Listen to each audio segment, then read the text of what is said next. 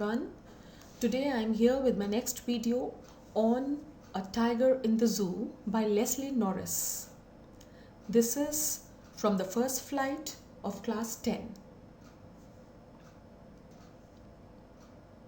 This video has got the paraphrasing of the whole poem along with question answers and all the poetic devices. In this poem, Leslie Norris has described the desperateness of a caged tiger, a tiger whose actual or the natural habitat is the jungle. He is regarded as the king of the jungle. But right now he has been caged, and in this poem we will see his desperateness and pathetic condition when he is behind the bars. On the left side is the poem, on the right side is its explanation. I'll first read each stanza and explain it along with it. So let's start with the poem. He stalks in his vivid stripes the few steps of his cage, on pads of velvet quiet, in his quiet rage. Here the poet says that the tiger that has bright colored skin with stripes moves around in the cage of the zoo. He further says that the tiger can take only a few steps because the cage is small and it is not easy to move in it. One cannot hear his footsteps because he has very soft feet just like velvet. The tiger tries to control his anger by quietly walking in the limited area of the cage. He is angry because he is not free. Stanza 2. He should be lurking in shadow, sliding through long grass near the water pool where the plump deer pass. The poet goes on to say that if the tiger was free, he would have been hiding himself behind the tall grass near the water bodies so that he could easily catch a deer in order to have it as its food. Basically, the poet wants to say that the actual life of a tiger is to live in the jungle where he could catch his prey and eat it. But the tiger in the cage cannot do so. Stanza 3. He should be snarling around houses at the jungle's edge, baring his white fangs, his claws, terrorizing the village. The poet says that if the tiger would have been free, he would have snarled around the houses of the village located at the edge of the forest. He would terrorize the people with his sharp teeth and claws. This would create fear among the people living in the villages. Let us quickly read stanza 4. But he's locked in a concrete cell, his strength behind bars, stalking the length of his cage, ignoring visitors. Now the poet comes to the reality of the tiger that is inside the cage, which is made up of strong building material. For example, cement and all. He further says that as the tiger is behind bars, so his ferociousness is also behind the bars. He just stalks in the cage. He never tries to terrorize the visitors because his power is restricted by the cage. Therefore, he ignores all the visitors. Last paragraph. He hears the last voice at night, the patrolling cars, and stares with his brilliant eyes at the brilliant stars. The poet goes on to say that at night, the tiger hears the sounds of the patrolling cars. Patrolling cars are the vehicles of the police which are used to guard at night. So, in the night, the tiger hears the sounds of these cars. He then stares at the shining stars with his shining eyes. The poet wants to say that the tiger is sad, and as he is confined in the cage, so he cannot do anything. Therefore, he stares at the stars in the night and tries to divert his thoughts from his desperateness towards the bright stars. So that was the poem. Let us see the question answers. How does the tiger stalk in the cage?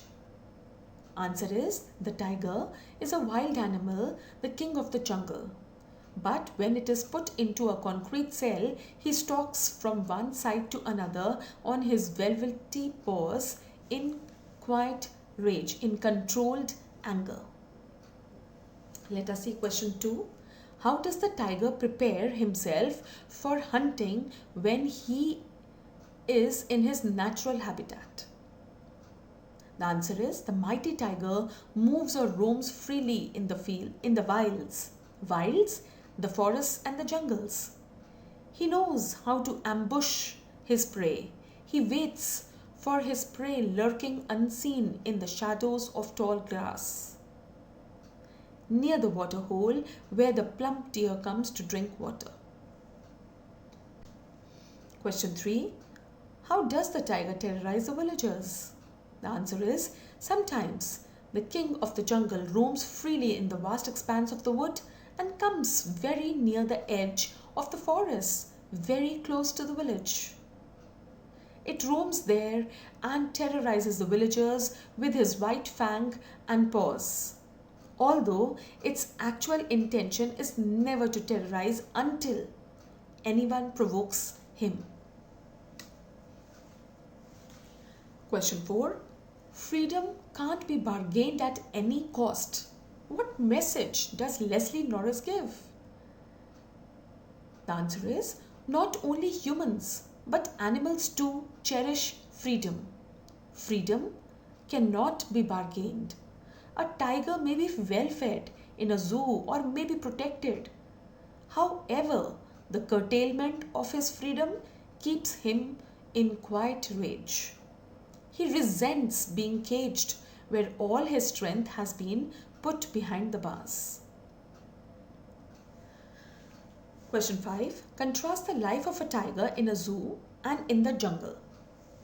The answer is, the tiger is the denizen of the forest. He loves to be free and to roam in the jungle. He knows how to ambush his prey. He waits silently behind the long grass for a plump deer to come to the water hole. The tiger knows no boundaries and limits, as sometimes he roams in the villages at the outskirts of the jungle, terrorizing the villagers with its sharp teeth and powerful paws. However, the tiger's condition is pathetic when it is caged. The mighty and powerful animal has been caged and his strength has been put behind the bars. He can only stalk the length and breadth of the small concrete cage. He is very furious, but tries to calm himself and even ignores the visitors for whom he is a source of entertainment. The vastness of the sky and the brilliance of the stars only intensifies his freedom of loss.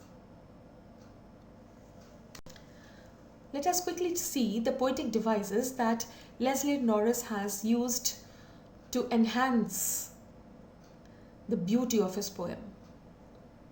Now, the whole poem has got a regular rhyme scheme. Rhyme scheme is AB, CB. The second poetic device that he has used is personification. The tiger is personified because the poet refers to him as he in the whole poem. So wherever he is referred to the tiger, it is a personification. Number 3, poetic device is metaphor that has been used. Tiger's paws are compared with velvet, pads of velvet. Alright, they are so soft, just like the velvet cloth. So this comparison has been made without the use of as and like, and it is metaphor. The poet has used enjambment. Enjambment is when a long sentence follows without a punctuation mark or a full stop, and it has been seen in this poem at 2-3 instances. Please go through it. Wherever you find a long sentence continuing from the first line going till the second or till the third, then that is an enjambment. Next poetic device is imagery.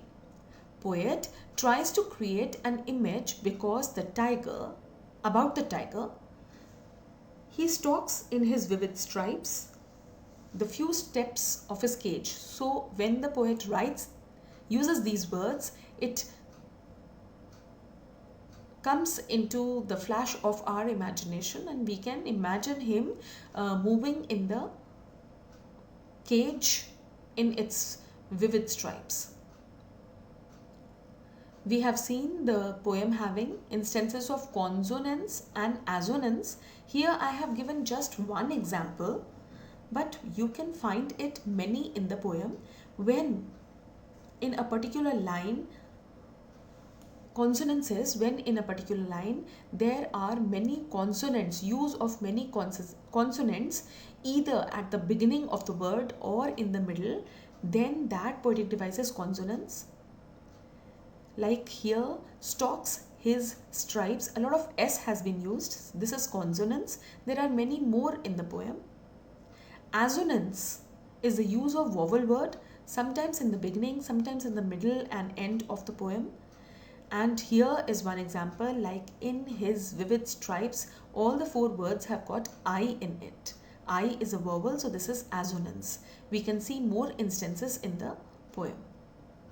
The next poetic device is oxymoron. Oxymoron is use of adjectives opposite in meaning. It can be possible that it is just nearly the opposite. And here there is just one example of oxymoron in the whole poem, and that is quiet rage. Rage means fury, anger, and quiet means being peaceful and calm. So these are 2 adjectives which are nearly opposite each other, and this is an oxymoron. Last paragraph. He hears the last voice at night, the patrolling cars, and stares with his brilliant eyes at the brilliant stars. The poet goes on to say that at night the tiger hears the sounds of the patrolling cars. Patrolling cars are the vehicles of the police which are used to guard at night. So in the night the tiger hears the sounds of these cars. He then stares at the shining stars with his shining eyes. The poet wants to say that the tiger is sad, and as he is confined in the cage, so he cannot do anything. Therefore, he stares at the stars in the night and tries to divert his thoughts from his desperateness towards the bright stars.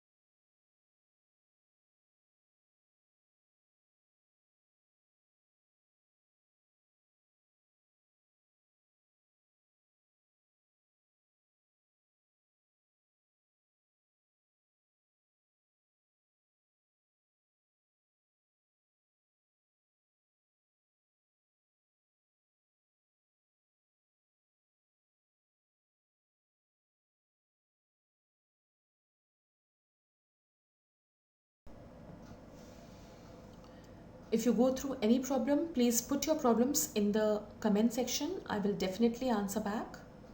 If you have still not subscribed my channel, please subscribe and also press the bell icon for the latest notifications. Also tell your friends to subscribe my channel. Do take good care of yourself. Bye bye.